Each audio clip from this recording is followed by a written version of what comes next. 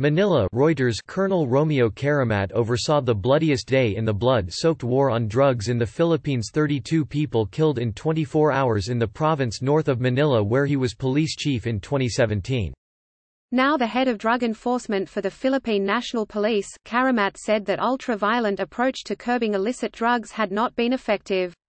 Shock and awe definitely did not work, he told Reuters in an interview, speaking out for the first time on the issue. Drug supply is still rampant. Caramat said the volume of crime had decreased as a result of the drug war, but users could still buy illegal drugs anytime, anywhere in the Philippines. He said he now favored a new strategy. Rather than quickly arresting or killing low-level pushers and couriers, he wants to put them under surveillance in the hope they lead police to big drug bosses.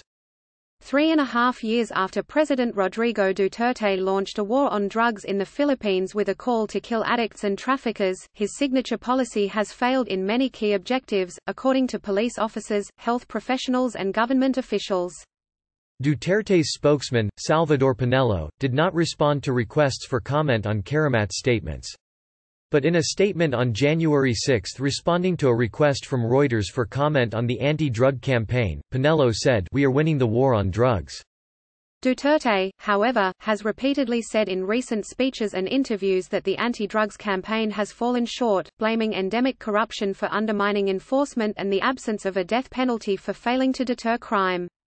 Critics say that problems with the drug war run deeper, pointing to a failure to target high-level drug traffickers, cut the supply of drugs and invest in rehabilitation. Heavy suppression efforts marked by extrajudicial killings and street arrests were not going to slow down demand, said Jeremy Douglas, the Southeast Asia and Pacific representative for the United Nations Office on Drugs and Crime (UNODC) in Bangkok. There has to be a focus on prevention and public health, coupled with intelligent policing that takes on transnational crime. Caramat's criticism of the tactics that marked his tenure as Bulacan Province's police chief is remarkable given the nationwide fame he enjoyed for the killings, and the rapid promotions that followed. After news emerged of the one-day death count in Bulacan in August 2017, local media reported Duterte saying, "Let's kill another 32 every day. Maybe we can reduce what ails this country." Caramat estimates hundreds died in Bulacan when he was police chief. The Philippines government says 5,532 people have been killed in anti-drug police operations nationwide since mid-2016. Human rights groups suspect the nationwide death toll is much higher. Amnesty International said in a report last June that evidence points to many thousands more killed by unknown armed persons with likely links to the police. Caramat says that those killed on his watch violently resisted arrest. But he agrees with critics that the anti-drugs strategy has mostly targeted low-level operatives. For almost 3 years, we are arresting the street pusher or the courier. After we have arrested the drug courier, we stopped, he said in the interview, conducted in December.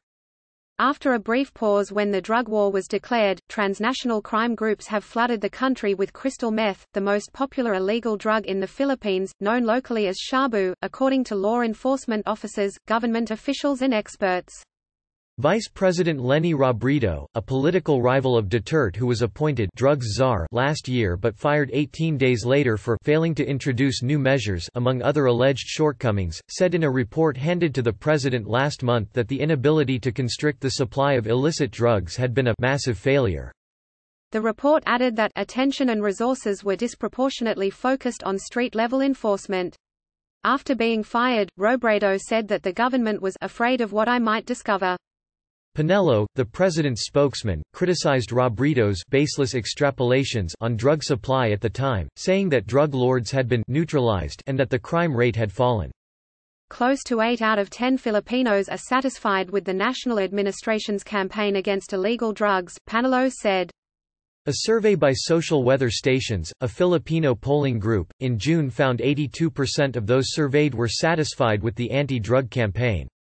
According to figures provided by the Philippines to the UNODC, crystal meth seizures have climbed in the past year and were on track to more than double in 2019. However, the average retail price for meth, at $136 per gram, is below the $164 it cost when the war on drugs began in 2016, according to the figures. The cheaper prices, said the UNODC's Douglas, suggests that far more of the drug is reaching the streets than is being stopped. A $50 million drug bust in November highlighted the oversupply, according to Caramat. More than 370 kilograms of crystal meth was allegedly found stacked in a wardrobe in a flat rented by suspected Chinese drug trafficker. But, said Caramat, it turned out that was just the leftovers. On the trafficker's phone were pictures of tons of meth stored elsewhere in the Philippines, he said.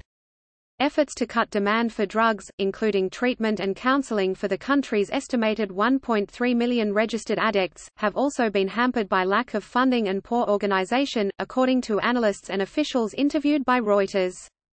The limitations of those efforts were highlighted by the small number of patients being treated at the Mega Drug Abuse Treatment and Rehabilitation Center, in Nueva Ecija, some 100 kilometers north of Manila during a recent visit by Reuters.